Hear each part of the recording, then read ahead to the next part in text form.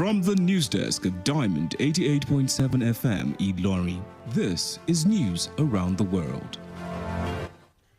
In the headlines, President Tinubu receives report on fiscal policy tax reforms. Southwest governors visit Ondo governor in Ibadan. Kwara Assembly calls for regulations of scavenging business. In business, Nigeria's petrol daily consumption reduces by 33.58%. On the foreign scene, terrorists kill 23 people in early morning attack in the Democratic Republic of Congo. In sports, 19 Super Falcons players in camp ahead of Ethiopia clash tomorrow. Good evening and thank you for joining us for the news across the world on Diamond 88.7 FM Ilorin. I am Tobi Adebisi. You can listen to us via our website www.diamondfm.net or watch us live on Facebook at Diamond 887 FM. You can also download our app on Play Store, Diamond 887 FM. We'll bring you details of the news after this break. Please stay with us.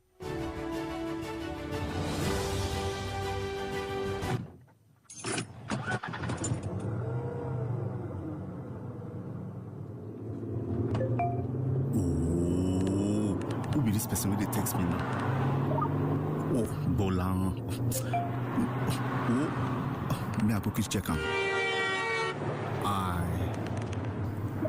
go text you later.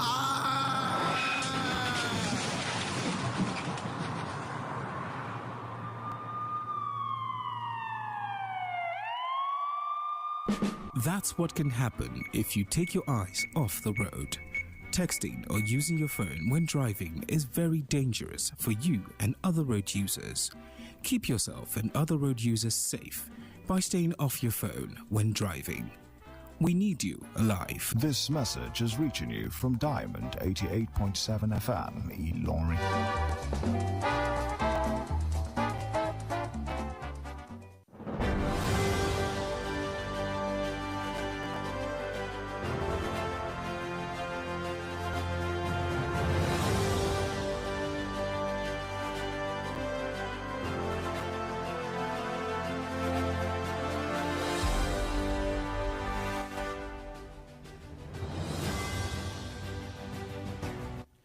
You're welcome back. Now the news in detail.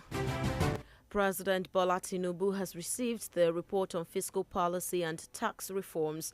The chairman, Presidential Committee on Fiscal Policy and Tax Reforms, Taiwo Oyedele, disclosed this to journalists today at the Presidential Villa in Abuja. He said the committee had fulfilled the first part of the presidential mandate given to the committee and will now commence work on the second phase, which is on critical fiscal reforms, adding that the reforms will entail legislative and constitutional amendments that will reduce the over 200 official and unofficial taxes collected from Nigerians across the different federating units to below 10. Briefing journalists, also the presidential spokesman Ajurin Gelale said Tinubu has directed the special advisor to the president on policy coordination, Hadiza Bala Usman, to liaise with the secretary to the government of the Federation, George Akume, and the chairman of the Tax Policy Review Committee to ensure that the recommendations of the Tax Committee are swiftly and immediately implemented across all ministries, departments, and agencies of the federal government.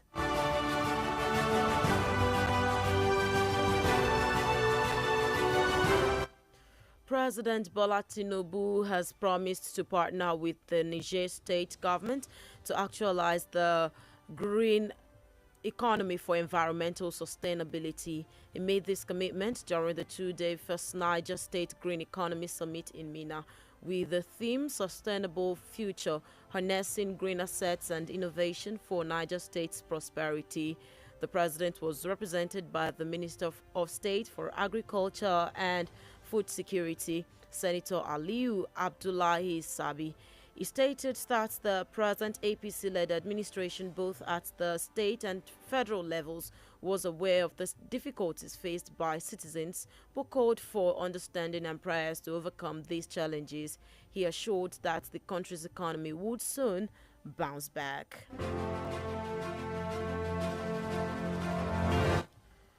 Southwest governors have paid a courtesy visit on ailing governor of Ondo State, Arakunrin Rotimi Akeredolu, who has been recuperating in his Ibadan residence, Oyo State, since he returned to Nigeria from abroad where he had gone for medical treatment. While Governor Ademola Adeleke of Osun State was absent, the visiting governors were Babajide Sanwo-Olu of Lagos, Dapo Abiodun of Ogun State, and Abiodun Oyebanji of Ekiti, who were hosted today by Governor Makinde of Oyo State in his office at Agodi, Ibadan. After a private meeting at the governor's office, they proceeded to the residence of Governor Akeredolu at Jericho, Ibadan. The chief press secretary of the Ondo State Governor, Richard Olatunde, said that Akeredolu appreciated the governors for their solidarity while harping on continuous collaboration among the southwest states.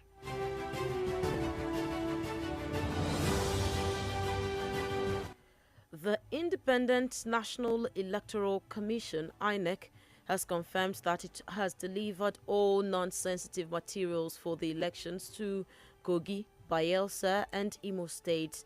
INEC Chairman Professor Mahmoud Yakubu disclosed this at the ongoing training of various categories of its ad hoc staff ahead of the off-cycle governorship elections in the three states, scheduled for Saturday, November 11, 2023.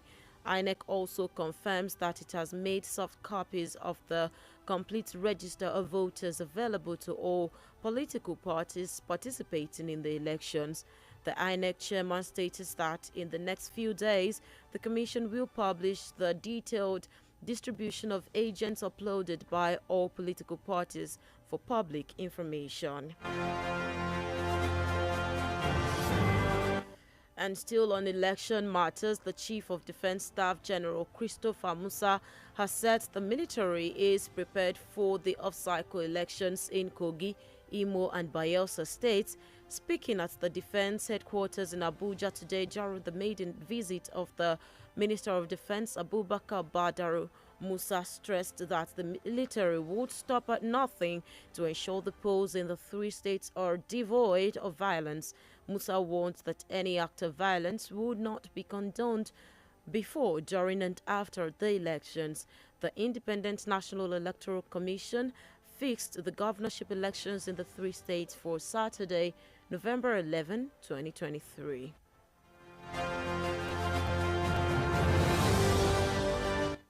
And the Kwara State House of Assembly has called for the thorough regulation of scavenging business in the state to checkmate the criminal activities by some scavengers in the state. The House made the call during today's plenary through a matter of general public importance moved by the House Leader Honorable Oba Abdulkadir Mogaji, representing Ilorin Central constituency.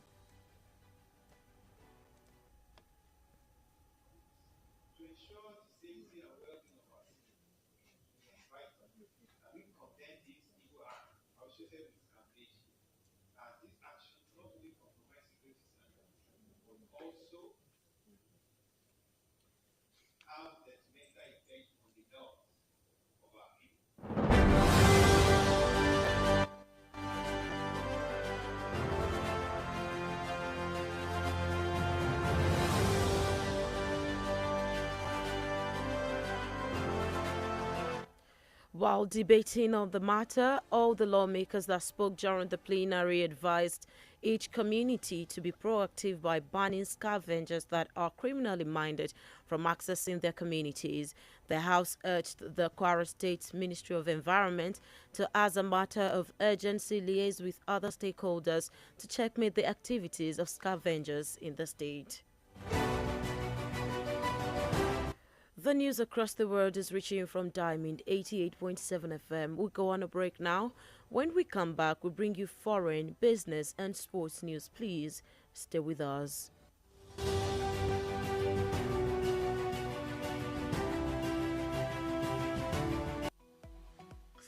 us on social media, Facebook, Twitter and Instagram at Diamond 887 FM. Diamond FM, shining supreme.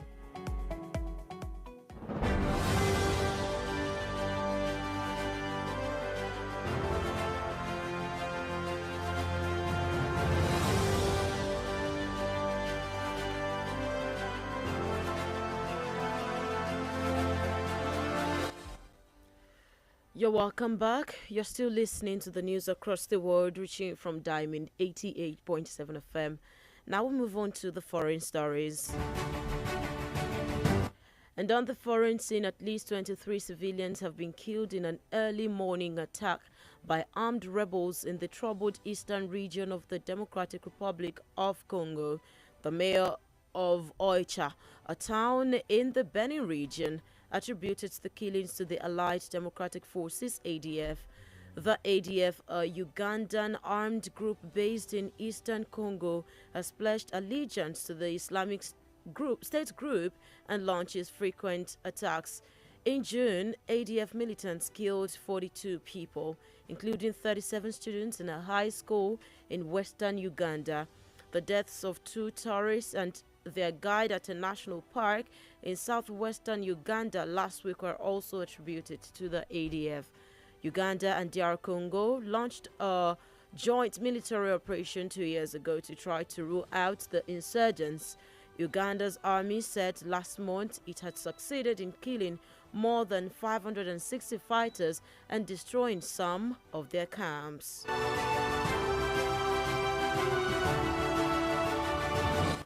Still on the foreign scene, the Hamas-run health ministry has said more than 700 Palestinians have been killed by Israeli airstrikes in the Gaza Strip over the past 24 hours. Israel's military said it had struck 400 terror targets and killed several Hamas commanders over the same period. It also declared that it would not reduce its attacks despite Hamas' release of another 2 hostages.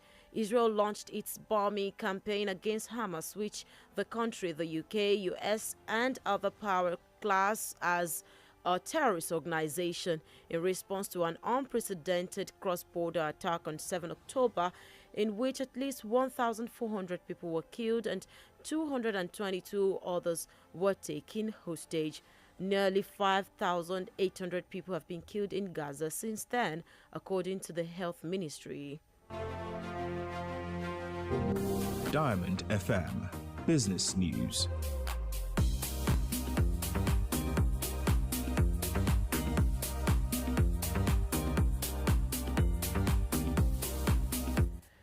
And in business, Nigerian Midstream and Downstream Petroleum Regulatory Authority (NMDPRA) says the country's domestic consumption of petrol has significantly dropped from 66.7 million liters before the deregulation to 44.3 million liters per day.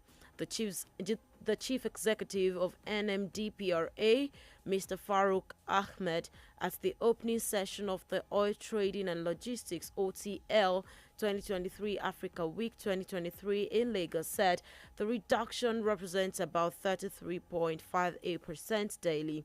The NMDPRA boss said 8 wholesale petroleum product suppliers out of 94 licensed oil marketers were issued permits to import into the country. Ahmed said that the drop in the number of licensed importers was due to the challenge of forex liquidity, and which had constrained the oil marketing company's ability to import the product. Diamond FM Sports News. And in sports, 19 players have arrived at the Super Falcons camp ahead of tomorrow's 2024 Olympic Games qualifier against Ethiopia. Big names like Asisat Oshuala, Rashidat Ajibade, Chiamaka Nnadozie and Oluwatosin Temei are among the players in the camp. The Super Falcons will have their first training session this evening ahead of the game at the Abebe Bekila Stadium, Addis Ababa. The game will kick off at 1:30 p.m. Nigerian time. For the return leg of this crucial fixture, the teams will compete at the MKO Abiola National Stadium in Abuja, slated for Tuesday, 31st October 2023.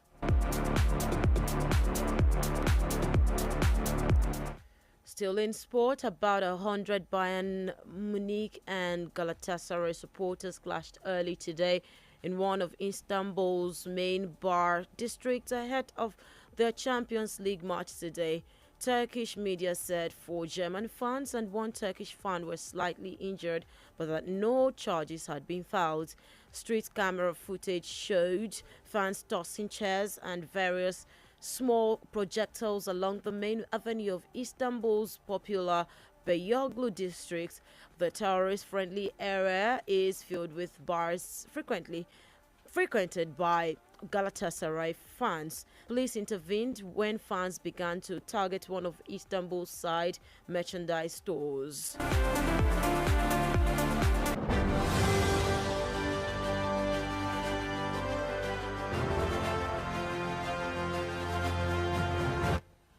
With that, we've come to the end of the news across the world. But before we go, on this day in history, in 1940, Nigeria played a significant role in World War II when it joined the Allied forces, sending troops to Burma, now Myanmar, to fight against the Japanese. Now the recap of the major highlights. President Tinubu receives report on fiscal policy tax reforms. Southwest governors visit Ondo governor in Ibadan. Kwara Assembly calls for regulations of scavenging business. In business, Nigeria's petrol daily consumption drops by 33.58%. On the foreign scene, terrorists killed 23 people in early morning attack in the Democratic Republic of Congo. In sports, 90 Super Falcons players in camp ahead of Ethiopia clash tomorrow. For news coverage or information about happenings around you, kindly contact Diamond FM Newsroom on 0916 062 7526. The news across the world was edited by Abiodun Akiumi, and I am Tobi Adebisi. Thank you for listening to your shining supreme station.